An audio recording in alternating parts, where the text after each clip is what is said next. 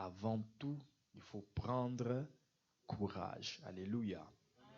Et dans ce préalable-là, je vais faire sortir 2 préalables dont nous devons nous débarrasser.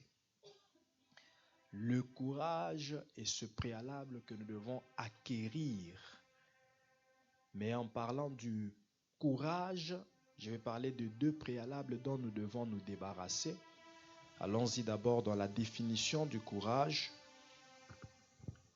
La Bible, allons-y dans la Bible comme je commence avec la Bible alors.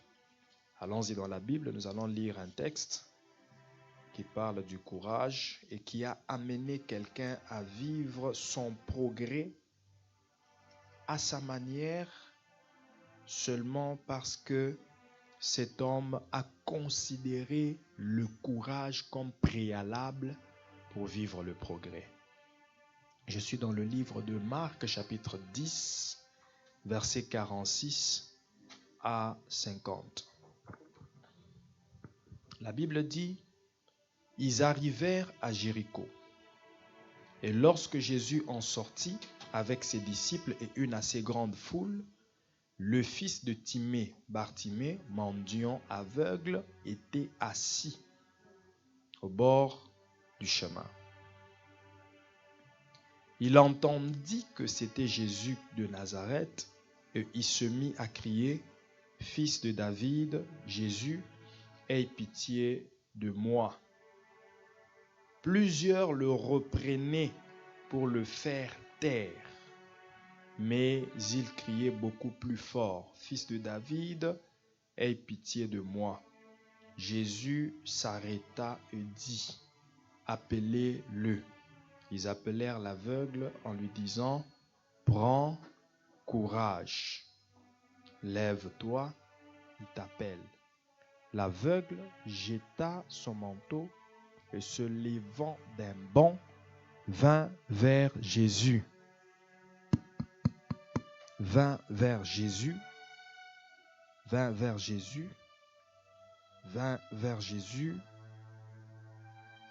Voilà, je m'arrête là. Vint vers Jésus.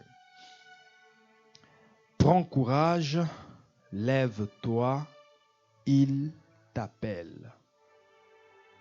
Vous savez, le progrès se manifeste sous diverses formes et dans plusieurs domaines de la vie.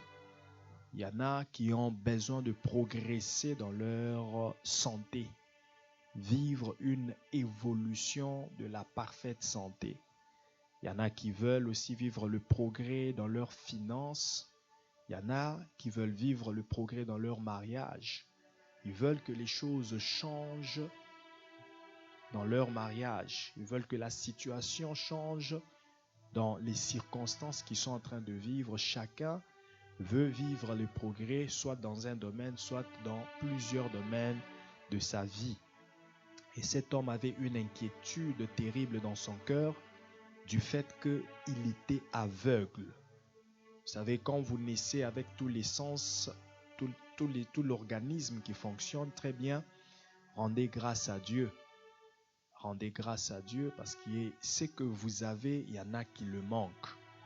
Il y en a qui n'ont pas ce courage ou qui n'ont pas cette confiance en Dieu et en eux pour s'accepter tels qu'ils sont.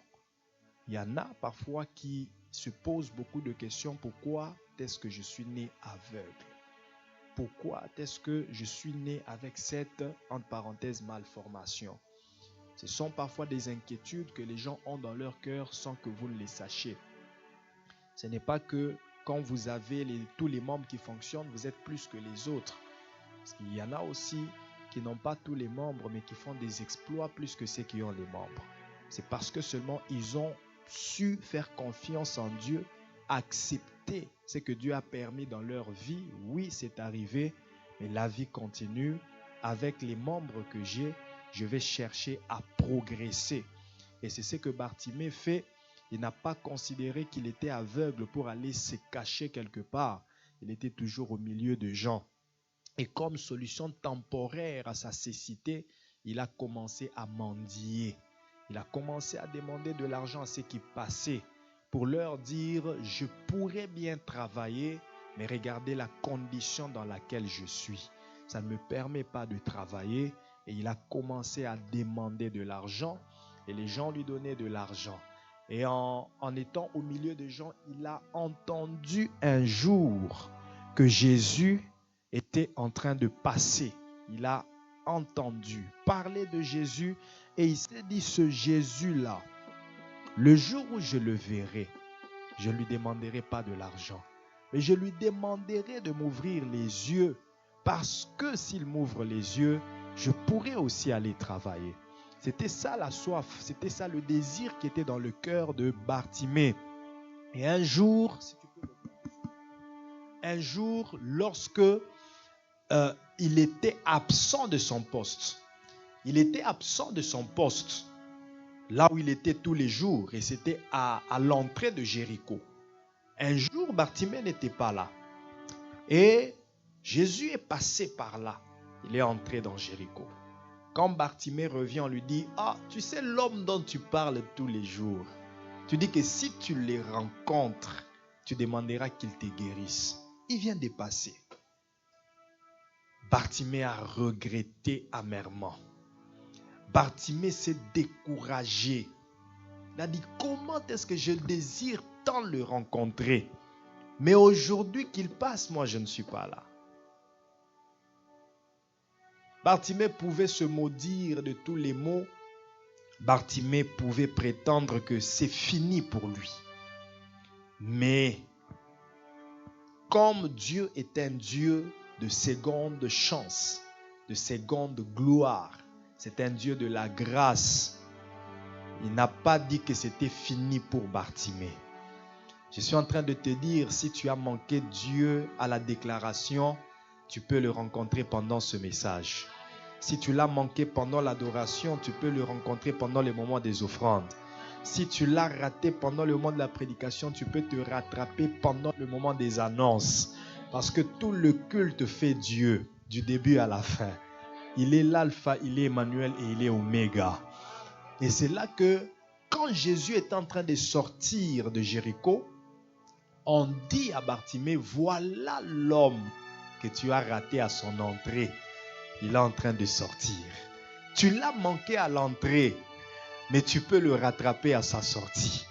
Tu l'as manqué au début, mais tu peux le rattraper en cours de chemin. Et c'est là que Bartimée a commencé à crier après Jésus, fils de David, aie pitié de moi. Les gens le reprenaient. Ce texte me montre que Bartimée était sur la même place pendant qu'il était en train d'appeler Jésus. Il n'était pas en train de suivre. Il était assis, en train de suivre Jésus. Est-ce que quelqu'un m'entend? Ce n'était pas comme si quand Jésus partait, Bartimée le suivait. Ça, c'est l'explication de Marc. Marc nous dit que Bartimée était assis en train d'appeler Jésus, fils de David, aie pitié de moi. Et les gens qui étaient autour de lui lui disaient, arrête. Ce n'est pas qu'on le retenait pour lui dire, n'y va pas. Mais c'est lui-même qui s'était arrêté. Alléluia. Je ne sais pas si tu comprends ce détail qui est très important. Tu sais, quand tu veux progresser dans la vie, je l'avais dit le vendredi écoulé, je pense que je me suis répété plusieurs fois qu'il faut faire le pas de la foi. Ne reste pas sur la même place. Bartimée restait sur la même place. Et si Jésus était parti, il allait le rater pour la deuxième fois. Il faut suivre. Crier, mais en suivant. Ne pas s'arrêter sur la même place. Faire le pas de la foi. C'est ainsi que je dis, en comprenant l'attitude de Bartimée, je me dis que Bartimée était déjà découragé. Il se disait, laisse-moi seulement crier. S'il va s'arrêter, qu'il s'arrête. S'il ne va pas aussi s'arrêter, ce sont les choses de la vie. C'est ainsi qu'il est resté sur la même place. Fils de David, aie pitié de moi. Mais quand Jésus s'est arrêté, Même si par ta voix, tu ne pourras pas l'arrêter, mais par ta foi, tu vas l'arrêter ce matin. Même si tes genoux n'ont pas pu l'arrêter, mais la foi que tu lui présentes ce matin va l'arrêter. Il y a des gens qui ont le potentiel d'arrêter Dieu, de détourner Dieu de son chemin. Bien-aimé, je prie que tu sois ce genre de femme spirituelle, d'homme spirituel. Quand tu présentes ta foi à Dieu, même s'il allait à gauche, il sent que je dois aller à droite. Je dois retourner chez celui qui m'appelle. Jésus faisait son chemin. Il n'avait pas dans son programme, il n'avait pas prévu d'aller vers Bartimée. Mais pendant que Bartimée était en train d'appeler, la foi de la voix de Bartimée a percuté le cœur de Jésus. Et Jésus s'est arrêté. Il a dit non, je ne peux pas continuer à aller. Je dois me retourner. Qui m'appelle de cette façon? Qui m'invoque de cette façon? Qui me prie de cette façon? Qui me présente la foi de cette façon? Quelle est l'offrande qui peut arrêter Jésus-Christ de cette façon? Un jour, Dieu assis sur son trône, il voit seulement la fumée qui est en train de monter. Dieu était occupé à faire autre chose. Mais il a vu une grande fumée. Il s'est dit, mais qu'est-ce qui se passe? Est-ce que le diable a brûlé le monde ou quoi? Dieu dit, Michael, vas-y, vous êtes distrait, Michael. Le diable vient de brûler le monde. Regarde la fumée qui monte. L'humanité où Dieu était paniqué. Il dit, mais c'est quoi ça? Qu'est-ce qui se passe? Qu'est-ce qui se passe? Le diable a mis le feu sur la terre. La fumée qui montait. Et ils sont un parfum du brûlis. Ça sentait du brûlé. Et Dieu se dit, mais qu'est-ce qui se passe? Quand il va regarder, c'était une offrande qui montait vers Dieu. Une offrande qui a fait abandonner à Dieu tout ce qu'il faisait. Qui a changé le programme de Dieu. Bien-aimé dans le Seigneur, sois ce genre de personnes qui arrêtent Dieu. Dieu peut se décider d'arrêter ce qu'il faisait, je ne sais pas, en Amérique ou je ne sais pas dans quel pays, pour retourner seulement vers toi. Dieu peut se décider d'arrêter tout son programme de guérison parce qu'il y a une femme qui s'est dit, si je touche seulement.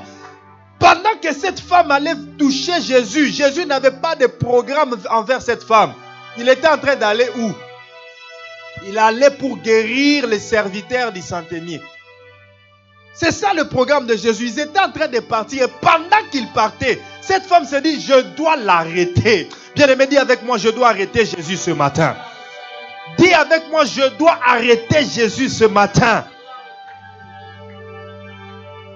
En cette année 2024, nous n'allons pas prier comme nous avons l'habitude de prier.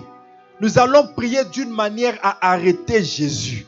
Nous allons invoquer d'une manière que Jésus s'arrête, qu'il se retourne et qu'il s'implique dans nos affaires. Alléluia.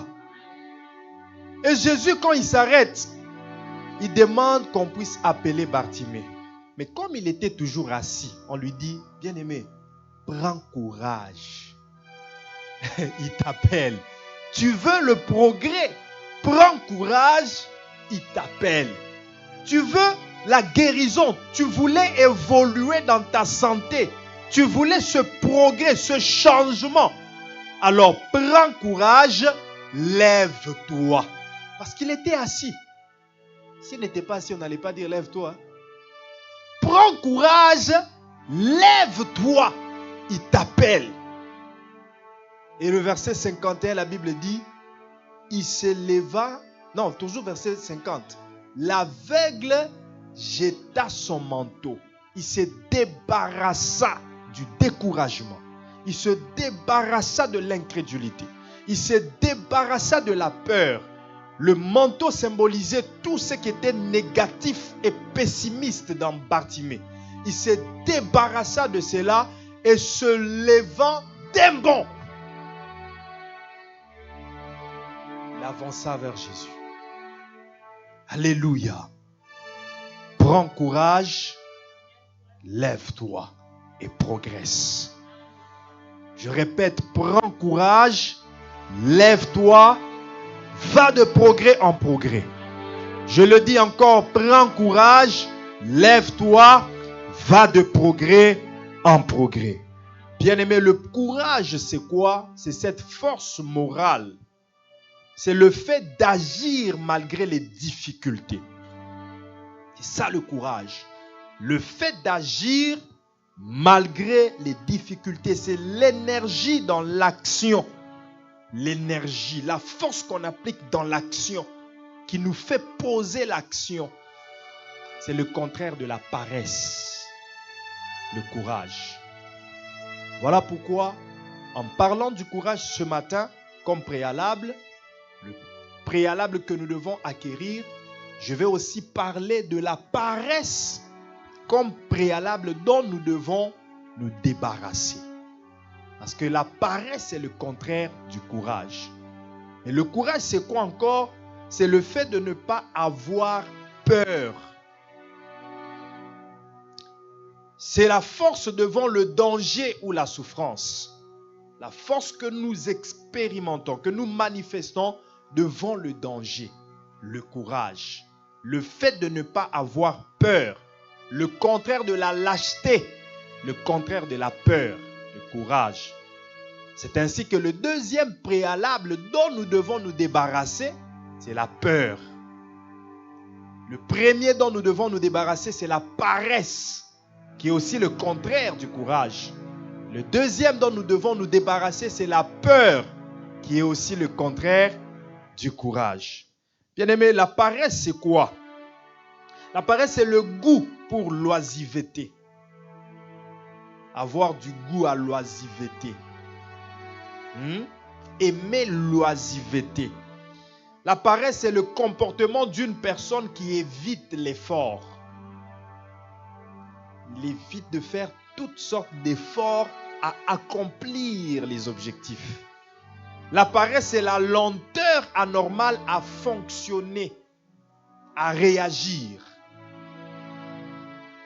Il faut réagir, il faut agir, il faut fonctionner, mais on exprime une lenteur à exécuter nos responsabilités. C'est ça la paresse. Amen. Lisons la Bible dans Proverbes chapitre 19, verset 15. Et parcourons ces passages qui nous montrent comment est-ce que la paresse est un handicap terrible au progrès. Un paresseux ne devrait pas s'attendre à progresser. C'est impossible pour un paresseux d'évoluer dans la vie.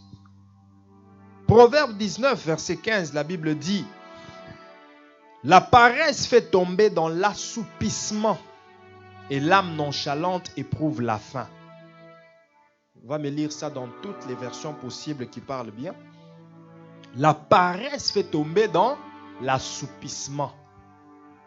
Je vais m'assoupir un tout petit peu. Les gens qui viennent toujours s'assoupir, même quand il est sur la chaise, il a toujours tendance à s'assoupir, à fermer l'œil un peu. Vous partez quelque part, vous y arrivez. Il dit, le temps qu'on nous reçoive, je ferme un tout petit peu l'œil. Un jour, tu fermeras l'œil au volant. Et tu verras combien scandaleux c'est. L'assoupissement. Donc quand tu vois quelqu'un qui aime tout le temps dormir, s'assoupir, c'est un signe de paresse. Nous allons voir bientôt les signes de la paresse. Alléluia. Des versions seulement intéressantes, oui.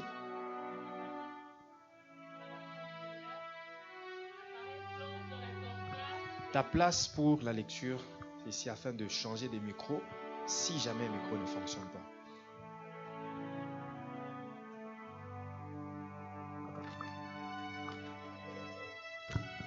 La paresse plonge dans la torpeur, l'indolence souffrira de la faim. Version Semeur. Une autre version, parole de vie, une version qui dit clairement les choses, qui explique mieux que ce que Louis II a dit. La paresse fait tomber dans un profond sommeil et l'homme nonchalant connaîtra la faim. La paresse fait tomber dans un profond sommeil. Il a dit, je vais juste fermer les yeux, mais ça fait déjà des heures. Ça fait des heures qu'il dort déjà. Ça fait 3 heures qu'il dort. Et quand il s'est réveillé, je n'ai pas fait mes devoirs. J'ai oublié que j'avais examen. Oublié. La paresse. La paresse. Alléluia. Romains chapitre 12, verset 11. Romains 12, verset 11. Dieu veut délivrer quelqu'un de la paresse ce matin. Tu n'as pas dit Amen. Donc toi, tu t'attaches encore à ta paresse. Hein? Eh, pasteur, délivrez. J'aime ma paresse, pasteur. Oh, n'aime pas la paresse. Si tu aimes la paresse, tu verras tantôt les conséquences de la paresse. Tu ne peux pas progresser dans la vie si tu es paresseux. Tu ne peux pas progresser. Romains 12, verset 11, la Bible dit: ayez du zèle et non de la paresse. Soyez fervents d'esprit, servez le Seigneur. La paresse t'empêche de poser l'action, de servir, d'étudier, de faire des recherches. La paresse. Voilà pourquoi la recommandation de Paul nous dit: ayez du zèle. Le zèle, c'est quoi? C'est l'esprit du dur labeur. C'est la diligence. Le zèle, c'est un empressement à travailler, un empressement à produire des résultats. Celui qui a du zèle, c'est celui dont le cœur bouillonne toujours pour atteindre des objectifs et il ne croise pas les bras. Son zèle lui pousse toujours à agir. Comme Jésus qui disait: le zèle de ta maison me dévore. Le zèle de ta maison me dévore. Alléluia. Et à cause de ce zèle, il n'a pas pu supporter que les gens soient en train de s'amuser dans les temples. Il a posé une action. C'est ça le courage. Alléluia. Jésus a manifesté son courage et son zèle en n'acceptant pas que les gens se comportent mal dans les temples, dans la maison de son Père. Voilà pourquoi il a pris un fouet, il a commencé à les chasser tous du temple. À cause du courage qu'il avait.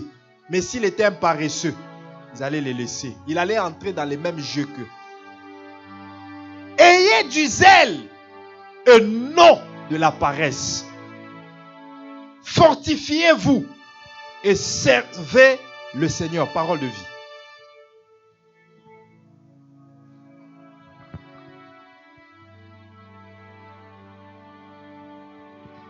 Alléluia. Proverbe 21, verset 25. Proverbe 21, verset 25.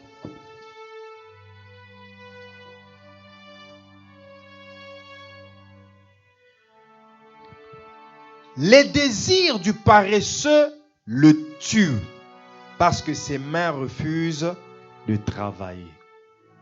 Dis avec moi: si je suis paresseux, j'aurai des désirs que je ne pourrai pas satisfaire. Est-ce que c'est faux? Le paresseux a des désirs. Il a des désirs en lui. Comme en cette année, le paresseux désire aussi le progrès.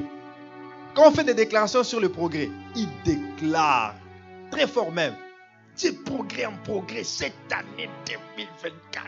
Du progrès en progrès. Il déclare. Mais tellement qu'il est paresseux, il se limite seulement à désirer le progrès. Mais il ne s'engage pas à travailler pour vivre ce progrès-là. Les chrétiens paresseux, c'est ceux qui croient que la prophétie va s'accomplir par elle-même. Non. La prophétie ne s'accomplit jamais par elle-même. La prophétie engage les acteurs de la prophétie. Le premier acteur de la prophétie, c'est celui qui libère la prophétie, Dieu. Le deuxième acteur de la prophétie, c'est celui qui reçoit la prophétie. Dieu a ses responsabilités en libérant la prophétie. Et la personne qui reçoit la prophétie a aussi ses responsabilités qu'il doit respecter pour vivre l'accomplissement de la prophétie. C'est ainsi que beaucoup de gens restent dans l'inaccomplissement des prophéties parce qu'ils ont reçu la part de Dieu, mais ils n'ont pas retourné leur part à Dieu pour que la prophétie s'accomplisse.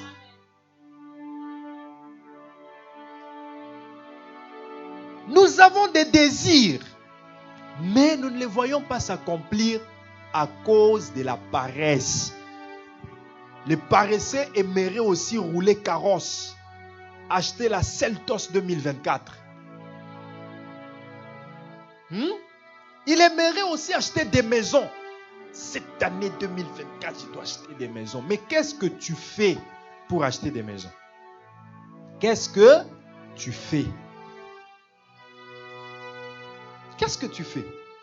Oui, cette année 2024, tu t'es placé beaucoup d'objectifs en commençant cette année. Tu as placé beaucoup d'objectifs, mais combien de ces objectifs-là vont s'accomplir? En 2023, tu avais aussi des objectifs, non?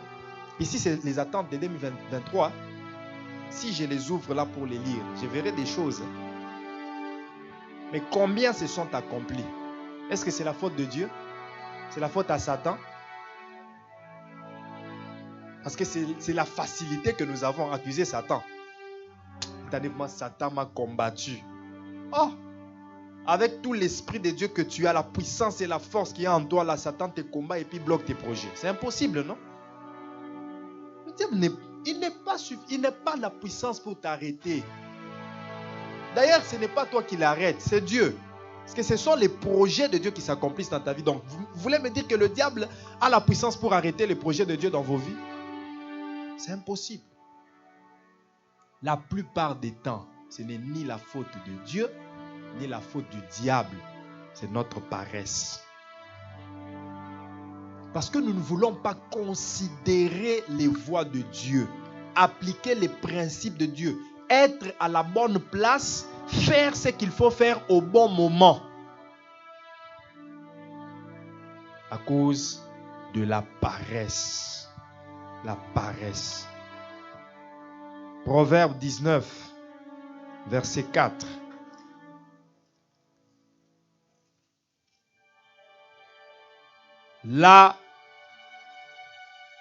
Verset 24. Le paresseux plonge sa main dans le plat et il ne le ramène pas à sa bouche. C'est grave. C'est grave. Écoute, ne te limite pas au cœur. Je veux les progrès. Seigneur, je veux les progrès. Ne te limite pas aussi aux genoux. Quand je dis les genoux, c'est la prière. Seigneur, le progrès. Désirer le progrès, c'est bien. Mais souvent, quand nous avons ces progrès-là entre nos mains, dans les plats, nous n'avons pas le courage de ramener la main à la bouche pour consommer le progrès. C'est ce que ce verset dit. Le paresseux plonge sa main dans le plat. Plonger la main dans le plat, c'est prier. Seigneur, donne-moi le progrès. Tu as plongé la main dans le plat. Et le Seigneur aussi, miséricordieux et bon qu'il est, il ouvre les cieux, il répand le progrès. Il te donne le progrès. Maintenant, au lieu de prendre cette bénédiction spirituelle que Dieu t'a donnée, qui est déjà dans ta main, la convertir pour qu'elle soit un progrès évident et palpable, tu tombes dans la paresse. Je ne sais pas si quelqu'un comprend. Que j'explique encore. Tu pries, Dieu t'exauce. Mais l'exaucement de Dieu, Dieu est spirituel, Dieu est esprit. Tout ce que Dieu nous donne reste spirituel. C'est à nous de le convertir dans le physique. C'est ainsi que la Bible dit, il nous a bénis de toutes sortes de bénédictions spirituelles dans les lieux célestes. Nous sommes déjà bénis. Tel que tu es là, tu as des bénédictions, mais ces bénédictions sont spirituelles. La bénédiction, c'est quoi? Je l'avais dit dimanche passé. Le bien-dire de Dieu. Dieu a déjà parlé des choses bonnes sur toi. Psaume 89, verset 3, si je ne me trompe pas. Des choses glorieuses ont été dites sur toi. Sur toi, des choses glorieuses ont été dites.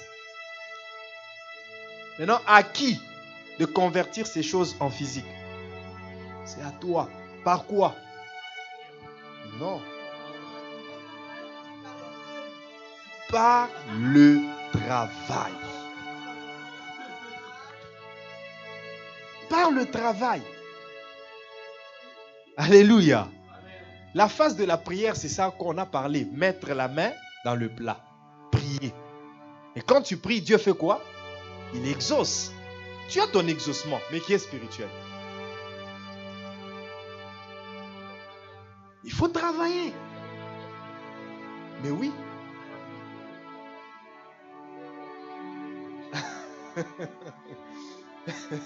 Mais oui. Tu dois travailler. Tu dois faire un travail en toi-même pour que... Écoute, j'ai toujours l'habitude de le dire, il n'y a pas de mauvais hommes sur la terre et de mauvaises femmes. C'est juste le problème du matching. Il y a des personnes dont les comportements ne matchent pas du tout. Mais si ces gens travaillent sur leur comportement pour que ça matche, ça va matcher. La personne dont tu dis que c'est une mauvaise femme, mais elle va chez une autre personne, ils vivent calmement, paisiblement, amoureusement. Seulement parce que l'autre a su travailler en lui-même ce qu'il doit être pour lui-même et pour l'autre. Et ça marche. Mais toi, dans ce genre de circonstances, le premier réflexe qui te vient, c'est quoi? Je dois divorcer. Je dois divorcer. Je dois divorcer. C'est lui, c'est lui, c'est lui. Mais alors toi, Théophile n'a pas été un bon pour Paul et pour Timothée. Timothée se disait toujours Théophile, il est paresseux, il ne fait pas ce que je dis. Mais quand Paul a récupéré Théophile, il a formé Théophile. Il a rajouté des valeurs en Théophile. Et puis il a renvoyé chez Timothée, dit, le Théophile que tu avais négligé, il est devenu bon, je te le retourne. Alléluia. C'est juste question du travail qu'on fait en nous, dans tous les domaines. Dans tous les domaines. Nous allons prier, nous allons travailler et nous allons réussir. Alléluia. Ne sois pas paresseux. Oh non, moi je suis là que j'ai prie. Tu prieras 24 heures sur 24. Mais l'argent ne viendra pas. Il faut que tu sortes, que tu ailles travailler. Oh, nous on est là seulement la prière. Paresseux. Maintenant quand toi tu es là à la prière, tu commences à demander pourquoi. Oh, vous m'avez abandonné seulement comme ça. Envoyez-moi même $100. Mais va prier, non? Toi, tu as dit que tu pries. Prie que les $100 viennent par la prière. Oui, le $100 est déjà venu par la prière. Mais ce qui te manque, c'est le travail, la conversion de cette bénédiction spirituelle-là en physique. Si tu travailles, tu auras ces $100. Parce que la prière, qu'est-ce qu'elle fait? Elle te facilite les voies pour que l'argent soit accessible à toi. Maintenant, quand toi tu vas t'engager à travailler, tu trouveras dans ton travail l'argent. Et l'autre travail qu'il faut faire, c'est la réflexion. Raisonner. Je pense que le pasteur Isaac en avait parlé ici. Alléluia. Réfléchir. Proverbe chapitre 16, verset 20. C'est lui qui réfléchit sur les choses trouve le bonheur. Pour dire quoi? Il n'y a pas que la prière. Il y a des gens qui prient là où ils ne devaient pas prier. Là où ils devaient réfléchir, lui prie. Là où il devait s'asseoir et réfléchir, que dois-je faire? Planifier, s'organiser. Au lieu de s'organiser, lui est en train de prier. Au lieu de réfléchir, bon voilà, je suis arrivé à cette situation. Que dois-je faire maintenant? Il réfléchit. Ah, donc si je fais ça, ça produira tel résultat. Mais si je fais ça, donc j'ai diverses options devant moi. Donc je vais considérer 3 options, mais celle-là est prioritaire. Il tourne sa tête. Non, non. Au lieu de réfléchir comme ça, lui est toujours, je vais prier, Dieu va agir. Dieu va agir encore comment? Tu veux que Dieu agisse encore comment? Il a déjà agi, il est même mort sur la croix. Tu veux qu'il retourne encore, qu'il meure pour la 2e fois? Il a dit tout est accompli. Réfléchis. Tout se passe dans les tibias.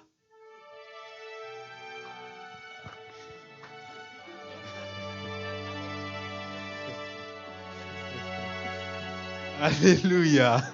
C'est dans les tibias que tout se passe. Réfléchis. Réfléchis. voilà l'année qui vient de commencer. Qu'est-ce que je peux faire? Quel projet je peux lancer? Comment trouver l'argent? Tu as prié.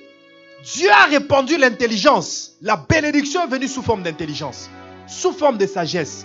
Maintenant, fais tourner cette intelligence-là pour produire des résultats. Tu as prié. Dieu a répandu un talent en toi. Un talent.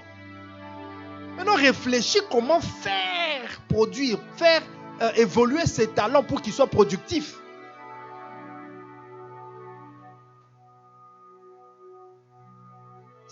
Écoute, prie, dis à Dieu, révèle-moi quels sont les dons qui sont en moi. Quels sont les talents que tu as mis en moi? Dieu va te les révéler. Tu vas découvrir qui tu es. Quelles sont les compétences que tu as dans un sport quelconque, dans un art quelconque, dans un domaine quelconque, tu vas le découvrir. Maintenant, notre mentalité à nous, c'est quoi? Oh non, si je fais le football, le soccer ou je ne sais pas quoi, on va me considérer comme un voyou. Mais ouais, c'est ça la mentalité de chez nous, non? Il y a des millionnaires aujourd'hui en coupé, hein? Milliardaires en coupé. Tout ce qu'il a à faire dans la vie, c'est courir. Il court derrière les ballons et des milliards qui rentrent dans son compte. Alléluia.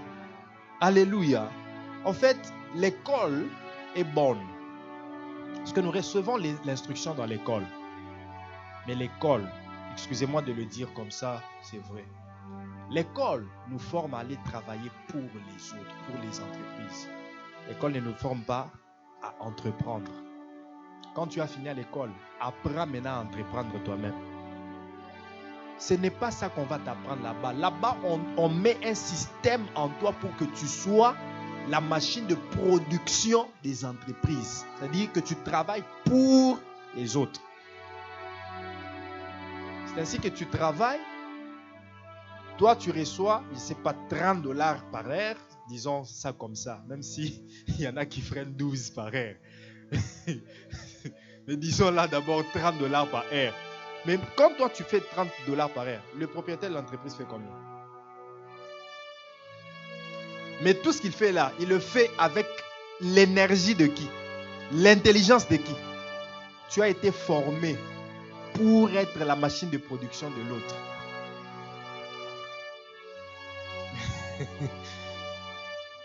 Voilà pourquoi un jour, Jacob s'est révolté. Jacob s'est révolté. Il a dit, mais comment est-ce que je peux être là à travailler pour toi?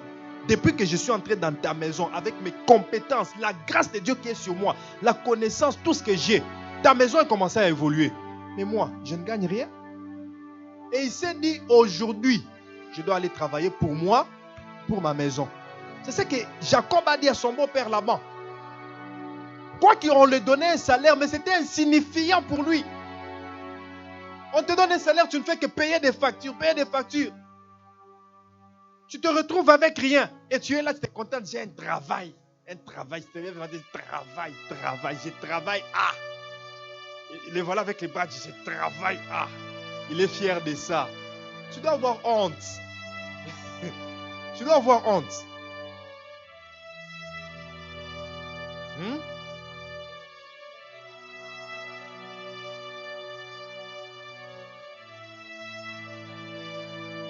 Hein? Écoute, toi tu es un enfant de Dieu, tu es un enfant de lumière. Et non, écoute, j'ai une réponse. Ne pense pas que tu m'as coincé. Tu es un enfant de lumière. Les autres dont tu parles, ce sont les incirconcis qui doivent venir travailler dans ton entreprise. Voilà pourquoi dans Proverbe on dit, j'ai vu une vanité terrible sur la terre. C'est que les héritiers ou les sages sont en train de marcher à pied, mais les esclaves sont sur les chevaux.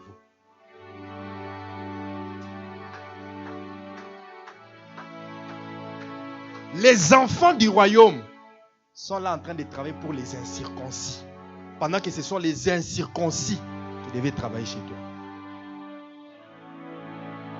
Alléluia. Alléluia. Sois comme Jacob. Jacob s'est révolté. Il a dit, je ne peux plus continuer à travailler pour Laban. Je dois faire mon entreprise. Combien d'écoles il y a aujourd'hui dans le monde? Prenons seulement au Canada. Beaucoup. Il y en a qui sont publiques, il y en a qui sont privées. Mais est-ce que ça empêche que d'autres écoles puissent naître?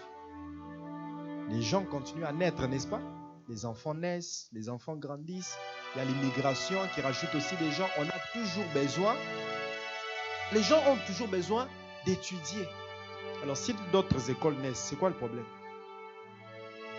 Si une école commence à ouvrir des succursales, c'est quoi le problème? Alléluia. Alléluia.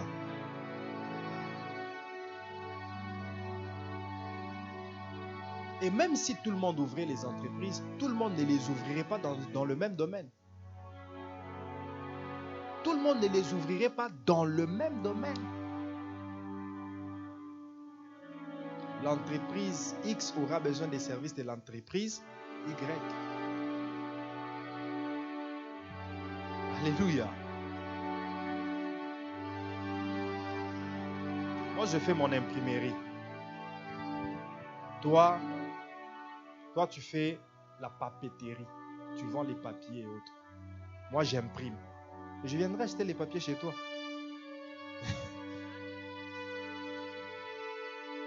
Et tous ceux qui veulent afficher leur entreprise, ils viendront imprimer chez moi. Et quand on aura faim, on aura besoin d'aller manger dans le restaurant des... Alléluia. Alléluia.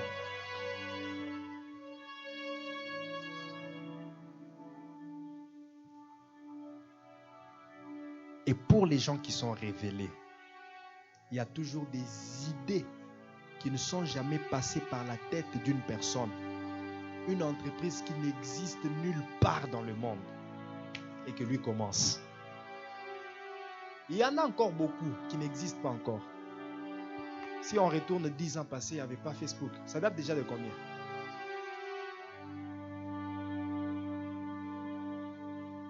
« 2001 » Ça a aussi vieilli, hein? Ça a vieilli, hein? Mais avant, il n'y en avait pas. Une idée ingénieuse est sortie. C'est moi, mais je peux faire ça. Regarde où il est aujourd'hui. Et ce genre d'idées n'ont pas encore fini. J'étais en train de rouler, je conduisais. Une idée me vient à la tête. Bon, ça c'est plus pour les ingénieurs. Je ne sais pas qui va la voler. Que je le dise, ils vont me le voler. Égoïsme. En fait, c'est un peu... C'est pas banal.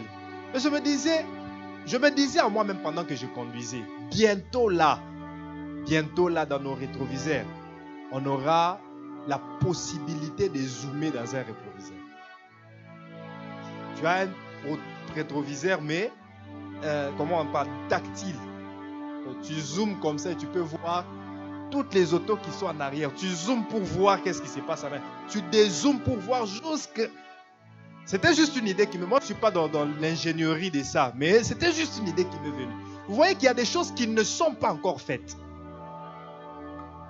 Il y a des choses qui ne sont pas encore faites. Donc, si vous croyez que tout a été déjà fait, vous vous trompez. Il y a des choses, il y a des services dont les gens ont besoin, mais qui ne sont pas encore faites. Mais ce qui nous tue, c'est quoi? C'est la paresse. Au lieu de s'asseoir et réfléchir, tourner la tête, qu'est-ce qui peut être fait? Qu'est-ce que je dois faire dans mon domaine? Tu es dans l'ingénierie.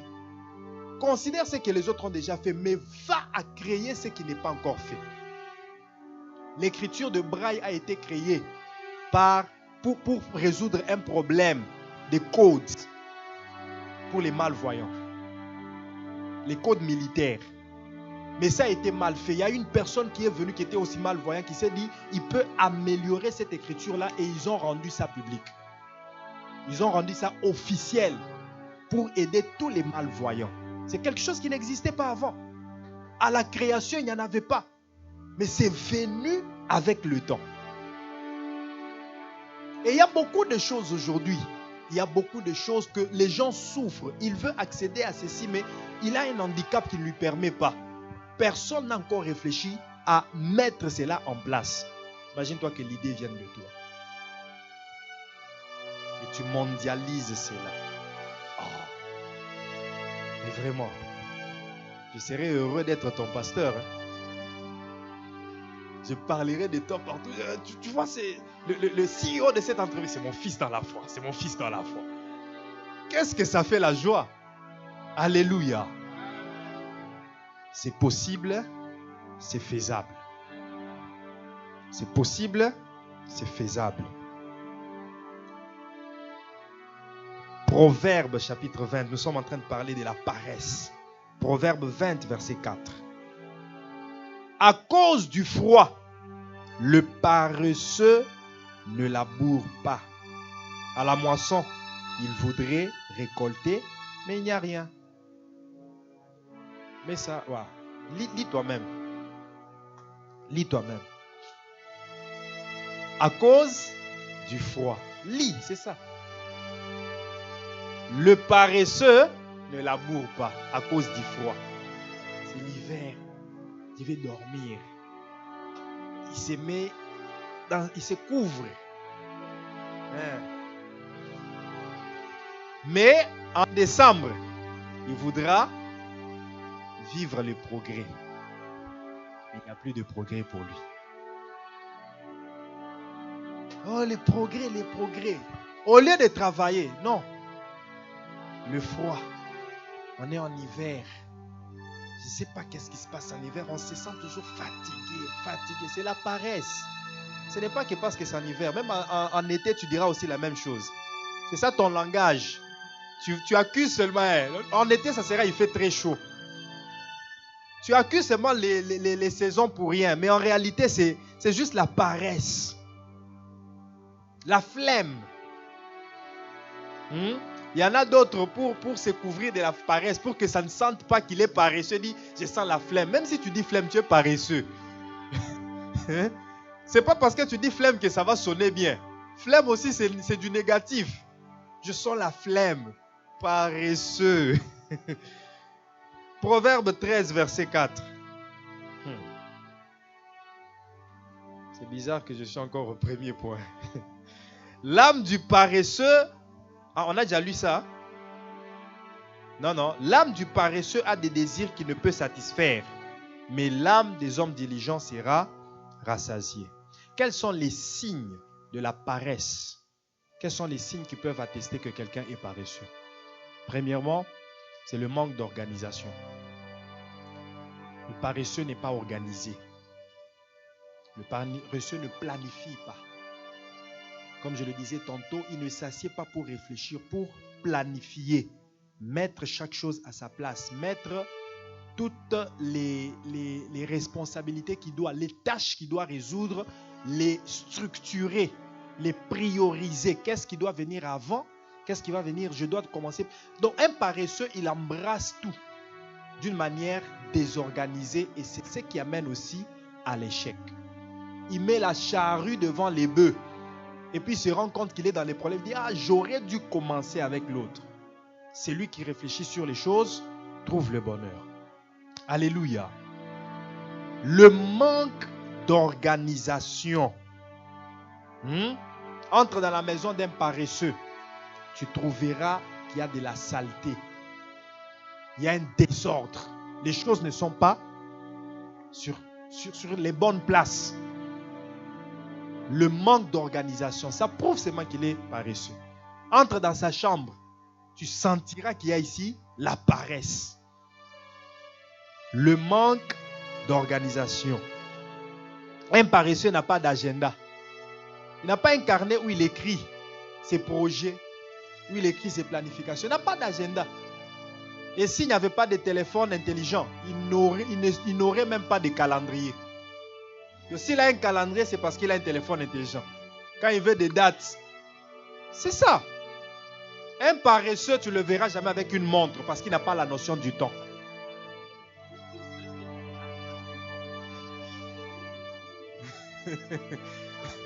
Ah, c'est choquant, hein? Mais je vous dis la vérité. Je vous dis, ces trois choses-là montrent déjà le sens d'organisation d'une personne. Un agenda, un calendrier, une montre. Il y en a aussi qui en ont, mais qui ne la consultent même pas. Qui est toujours en retard, malgré qu'il a tout. Il est toujours en retard. Le manque d'organisation, le manque de planification. Proverbe 24, verset 30. Proverbe 24, verset 30. J'ai passé près du champ d'un paresseux et près de la vigne d'un homme dépourvu de sens. Et voici, les épines y croissaient partout. Les ronces en couvraient la face et le mur de pierre était écroulé. J'ai regardé attentivement et j'ai tiré instruction de ce que j'ai vu. Un peu de sommeil, un peu d'assoupissement, un peu croiser les mains pour dormir et la pauvreté te surprendra comme un rôdeur et la disette comme un homme en armes. Tu es distrait, tu n'as pas lu, hein? Comment? Mets-nous à partir de combien? On est dans Proverbe 24. 30 à 34. Lis toi-même. Comme tu ne veux pas amener la Bible à cause de la paresse, tu n'amènes pas la Bible à l'église. Tu n'amènes même pas quelque chose où écrire, même pas des stylos. Tellement qu'on a déjà mis un écran là-bas. Plus besoin de Bible. Sœur Elisha va projeter. On va enlever ça.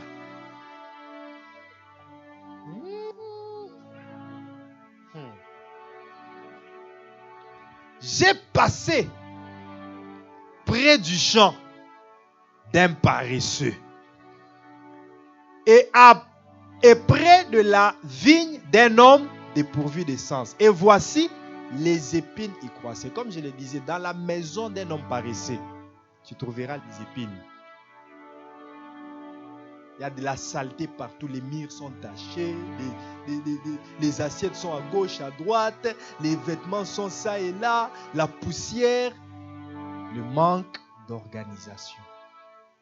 Tu entres dans sa chambre, tu trouves les épines. Les herbes qui croissent déjà. Dans sa cuisine, ne parlons pas. J'ai trouvé les épines partout. Les ronces en couvraient la face et le mur de pierre était écroulé. J'ai regardé attentivement et j'ai tiré instruction de ce que j'ai vu. Qu'est-ce que j'ai tiré comme instruction? Un peu de sommeil. Un peu seulement de sommeil. Oh, je dors un peu seulement. Le temps qu'il est en train de dormir là, il avait dit un peu. Ce n'est pas 20 minutes, ce n'est pas 10 minutes. Ça fait déjà 2 heures qui sont passées. Mais le temps qu'il est en train de dormir, c'est le temps qu'il pouvait arranger sa chambre. Mais il est toujours là à dormir, dormir, dormir. Je vais faire après. Procrastination. Report de ce qu'il devait faire. Il est là à dormir, un peu de sommeil, un peu d'assoupissement. Et qu'est-ce qu'il y a? La pauvreté. À la fin de l'année, il voudra vivre le progrès. Mais ce n'est pas le progrès qu'il vit. C'est la pauvreté. À cause de la paresse. Beaucoup sont pauvres pas parce qu'ils sont maudits. Beaucoup sont pauvres parce qu'ils sont paresseux. Je le répète. Beaucoup sont pauvres pas parce qu'ils sont maudits. Ce n'est pas parce que le diable est puissant. Non, c'est faux. Ce n'est pas parce que dans ta famille, il y a des combats comme tu le prétends. Les combats de ma famille. Je sais pas, les démons. Non, c'est juste ta paresse. Il y en a même qui sont paresseux, qui ont changé la forme de la paresse. Dans leur paresse, comme on se disait tantôt, leur paresse a revêtu la forme de la prière. Donc pour être mieux paresseux, il s'est dit, je me mets à prier. Donc la prière devient le moyen de sa paresse. Nous allons prier, nous allons travailler et nous allons réussir. Il n'y a pas que la prière, il y a aussi le travail. Alléluia. Deuxième signe de la paresse, le manque de motivation. Le manque de motivation. Le paresseux est plein d'excuses. Un paresseux ne manque jamais d'excuses. Il trouve toujours une raison, une justification pour laquelle il n'a pas pu faire quelque chose.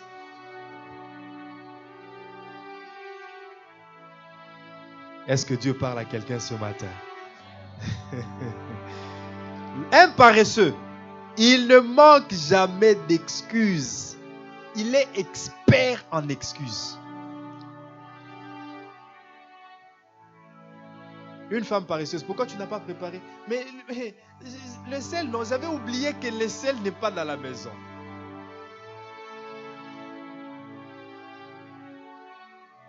Et je dormais et puis après je me suis réveillé, il est déjà 15 heures.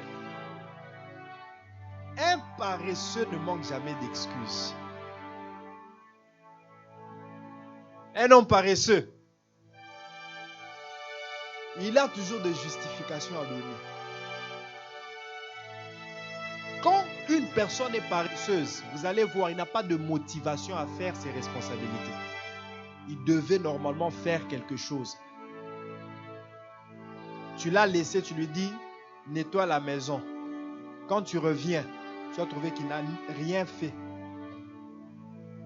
Et quand tu lui poses des questions, écoute la liste des justifications. Mais j'étais là, non? J'étais là. Je voulais nettoyer. Et maman, je voulais nettoyer. Mais quand seulement j'ai commencé à nettoyer, l'enfant a commencé à pleurer.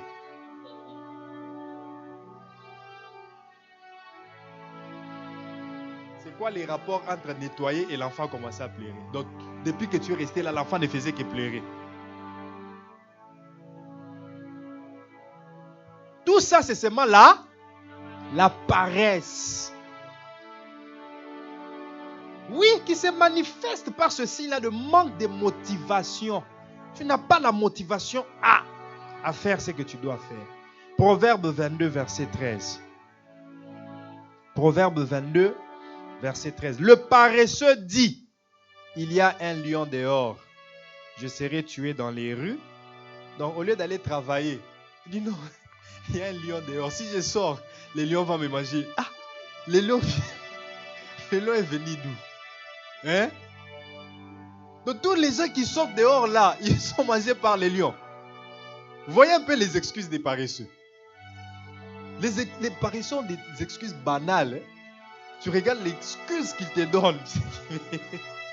Et ils sont forts dans la justification de leurs excuses. Alléluia. Troisième signe de la paresse, présence de la négativité émotionnelle. Présence de la négativité dans les émotions. Un paresseux, il a toujours des émotions négatives. Il voit plus ce qui est négatif que ce qui est positif. Pour lui, les choses ne vont pas toujours marcher. Ah, est-ce que si je le fais, ça va fonctionner? Ah, je vais attendre. Si je l'ai fait, les autres qui l'ont fait n'ont pas réussi. Qu'est-ce qui me dit que moi aussi je vais réussir? Mais toi, tu n'es pas les autres. Tu peux aussi être le pionnier de ceux qui ont essayé et ils ont réussi. Tu peux aussi être le pionnier de ceux qui ont échoué 10 fois. Mais finalement, ils ont réussi à la 11e fois. Crée ton témoignage. Crée ton histoire. Qu'on parle aussi de toi. Que tu deviennes un matériel didactique. Un exemple à suivre pour les autres. Alléluia. Quatrième signe de la paresse. Désir de rester couché toute la journée. Désir de rester dans la chambre toute la journée. Oui. Aujourd'hui, je n'ai pas envie de sortir. Je vais juste rester dans la chambre. Je vais juste rester sur le lit, même si je ne dors pas. Et il est là sur le lit en train de chatter. Il rentre sur TikTok. Il finit TikTok. Il peut regarder toutes les vidéos qui sont sur TikTok. C'est ça sa source d'information. C'est ça son CNN. C'est ça son RTNC. Il finit TikTok, il va sur Instagram. Il regarde, il finit. Il finit Instagram, il va où? Snapchat. Il commence à se snapper sur le lit.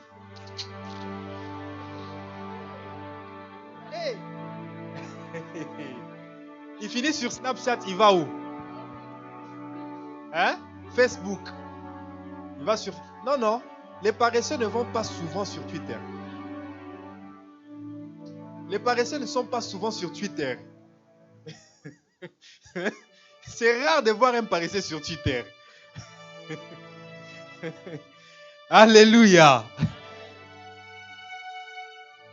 Le désir de rester toute la journée sur le lit, pendant qu'il a des choses à faire. Non, non.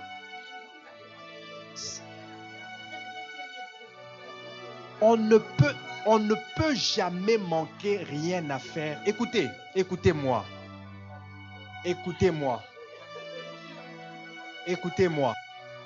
Ne justifiez pas ce qui n'est pas justifiable. Aussi longtemps qu'on est sur la terre, on ne peut jamais manquer quelque chose à faire. On ne peut jamais manquer quelque chose à faire. Repose-toi pendant ton temps de repos. Que tu t'es alloué que c'est mon temps de repos. Et dès que tu consommes ce temps de repos, ne te dis pas que tu n'as rien à faire. Il y a toujours des choses à faire. Sur le lit couché. Tu ne te rends pas compte que tu es en train de justifier quelque chose qui n'a pas de sens. Non, non, moi je n'ai pas refusé. Écoute. Les raisons que tu avances ne cadrent pas avec ce que je suis en train de dire. Quelqu'un qui reste seul dans une bibliothèque en train de lire, ce n'est pas un péché. Qui reste seul dans sa chambre pour étudier, ce n'est pas un péché. Je suis en train de parler de l'oisiveté. Quelqu'un qui a des choses à faire, mais qui ne le fait pas, qui reste couché pendant un long moment, pendant qu'il a des responsabilités à accomplir. Mais si tu es en chambre en train d'étudier, ce n'est pas un péché. Ce n'est pas dit que tu dois étudier seulement là où les gens sont. Tu comprends? Donc ce n'est pas que tu ne dois pas rester dans ta chambre. Ce n'est pas que tu ne dois pas rester seul. Mais tu restes seul pour faire quoi? Qu'est-ce que tu fais quand tu es seul? La réflexion, c'est une bonne chose. Je pense que c'est facile de comprendre ce que je dis, mais vous voulez apporter des nuances pour défendre votre paresse. Donc les gens sont en train de donner des arguments pour défendre leur paresse. Pendant que quand quelqu'un est là, j'ai parlé de la réflexion. Oui, tu peux rester dans ton coin, tu réfléchis, tu travailles en ce moment-là. Mais quelqu'un qui reste sur son lit, paresseusement, en train de chatter avec les gens, pendant qu'il a des responsabilités à accomplir, 3 heures, 5 heures, même toute une journée passe là. Vous vous reconnaissez. Vous vous reconnaissez dans ce que j'ai dit. Si vous justifiez, c'est parce que vous voulez seulement défendre votre paresse. Mais la paresse n'est pas une chose à défendre. Oui, oui. Il y a des moments où on peut aussi se reposer. On se dit, bon, je vous donne un exemple. Pour préparer cet enseignement, hier, j'étais vraiment très fatigué. Quand on a fini la réunion des ouvriers, je me suis dit, je vais préparer l'enseignement. Ça n'a pas tenu. Je me suis senti très fatigué, la tête commençait à me faire mal. Je me suis dit, bon, ok, je vais aller dormir. Comme ça, je me réveillerai le matin pour préparer. Parce qu'il n'y a rien qui venait. Je réfléchissais, je méditais, mais il n'y a rien qui venait. Je me suis dit, bon, j'arrête, je vais aller me reposer. Dormir dans ce sens-là n'est pas un péché. Même si tu dors pendant la journée, tu te reposes. Le corps a besoin du repos, c'est très important. Mais ce repos-là doit être alloué selon un temps considérable, compréhensible. Toi, tu es quel genre de personne qui ne fait toujours que te reposer? Dieu s'est reposé quand il a fini son travail. Il a vu que tout est accompli. Ah, là, je peux me reposer. Toi, tu ne fais que te reposer, mais tu as encore des choses à faire. Il a des examens à préparer, mais il préfère aller dormir. Et quand il se réveille, il n'a rien préparé. Il prie que le Saint-Esprit puisse lui aider à faire cet examen.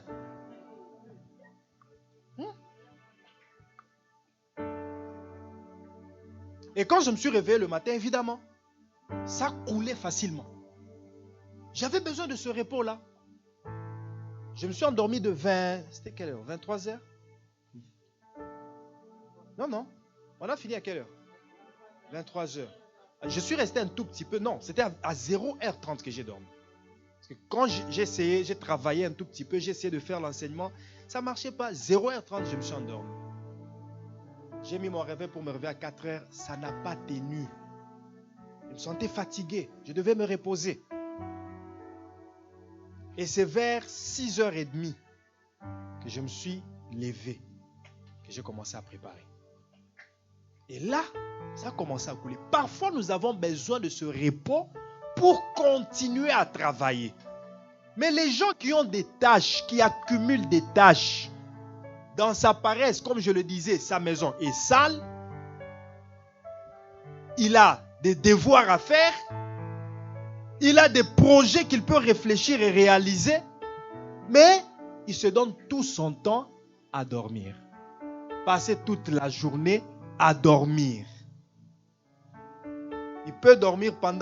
Il dort pendant la journée, 5 heures, 8 heures du temps. Et la nuit encore, il revient dormir.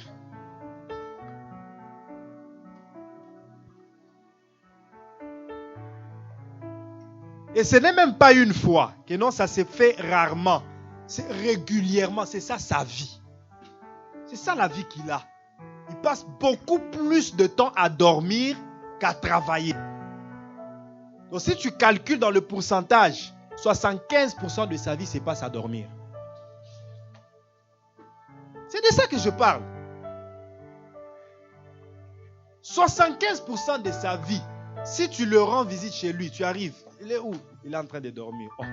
Demain tu reviens, il dort. Demain tu reviens, il dort.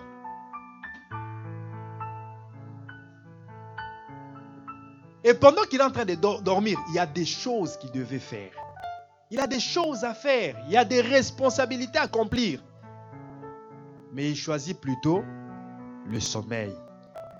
Et ces genres de personnes voudront le résultat.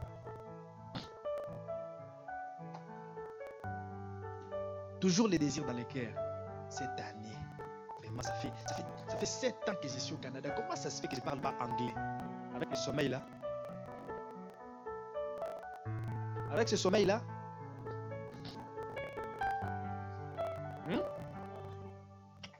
Avec ce genre de sommeil que tu aimes tout le temps. Et puis tu l'entends là, je n'ai rien à faire. Mais entre sur YouTube, va apprendre l'anglais. Sur ton lit en train de dormir, vas-y. Apprends l'anglais. Il ne manque jamais rien à faire. Il ne manque jamais rien à faire. Il y a toujours quelque chose qu'on peut faire. Si tu trouves quelqu'un assis comme ça qui se dit je n'ai rien à faire, je te dis c'est vraiment un paresseux. C'est vraiment un paresseux. Il ne manque jamais rien à faire. Il y a toujours quelque chose, que ce soit à la maison. Du point de vue au ménage, il y a toujours quelque chose qu'on peut faire. Que ce soit, je ne sais pas, dans tous les secteurs de la vignade, on ne peut jamais manquer quelque chose à faire. Jésus a dit, mon Père agit. Moi aussi je fais quoi? Mon Père travaille, moi aussi je travaille. Dieu n'est pas paresseux. Dieu est un bosseur. Dieu n'est pas un paresseux. C'est étonnant de voir qu'il y a des enfants de Dieu qui doivent refléter l'image de Dieu mais qui sont paresseux. D'où avez-vous reçu cela? D'où avez-vous reçu cela? Proverbe 26, verset 14. Proverbe 26, verset 14. Écoute. La porte tourne sur ses gonds et le paresseux sur son lit. Lisez-moi ça dans d'autres versions. Est-ce que c'est moi qui l'ai dit? C'est moi qui l'ai dit? Lisez-moi dans d'autres versions. La porte, Proverbe 26, verset 14. La porte, tu as aussi d'autres versions là, tu peux aussi nous mettre ça. Parole de vie, si Anna. La porte tourne sur ses gonds. La porte s'ouvre et se ferme. Elle s'ouvre et se ferme. C'est-à-dire qu'il y a des gens qui entrent, qui sortent. Mais le paresseux, il est là toujours sur son lit. Il tourne sur des positions. Lui, il tourne seulement sur son lit. Les portes sont en train de se tourner sur leurs gonds. Mais lui, il tourne toujours sur son lit. Quelles sont ces portes-là? Les portes des opportunités. Les portes de promotion et de travail sont en train de s'ouvrir, ça et là. Mais pendant que ces portes s'ouvrent, le paresseux est là. Il tourne, hein? Comme la porte tourne sur ses gants, le paresseux tourne sur son lit. Une autre version. Les portes sont en train de s'ouvrir. Les gens sont en train de s'épanouir, d'ouvrir les entreprises, de prendre des possessions, de prendre des maisons, de prendre des trucs. Mais lui est toujours là. Il projette toujours, peut-être en 2024 ça réussira, peut-être en 2025 ça réussira pour moi. Il tourne toujours sur son lit. Il est toujours dans les rêveries. Plein de désirs. La porte tourne sur ses gants. Ça dit toujours la même chose. Donc ça, c'est un des signes du paresseux. Ils aiment à rester longtemps, ou parfois toute la journée, couché sur son lit, toute la journée dans sa chambre, pendant qu'il y a des choses à faire. Alléluia. 5e signe de la paresse, c'est l'attraction facile à la distraction, détournement de l'attention et de la concentration. Attraction facile à la distraction. L'attention et la concentration des paresseux se détournent facilement. Le paresseux est plus attiré à ce qui ne représente rien qu'à ce qui est plus important pour sa vie. Vous voyez, ce message que je suis en train de vous donner, c'est un message à la fois préventif et curatif. C'est pour guérir. C'est pour amener au changement. Parce que la paresse est une maladie pour beaucoup de gens. Il y a des gens qui sont malades de la paresse. Alors cet enseignement est un médicament pour guérir de cette maladie-là. Malheur à toi si tu t'accroches à ta paresse et que tu ne veux pas la délivrance. Mais la délivrance, c'est ça, par cet enseignement. Si tu sors de cet enseignement, mais tu continues à appliquer tes méthodes de paresse, je ne sais pas qu'est-ce qu'on va se dire à la fin de l'année. Les prophéties auront été dites, la parole aura été enseignée, les promesses de Dieu demeureront. Mais est-ce que tu les auras vécues?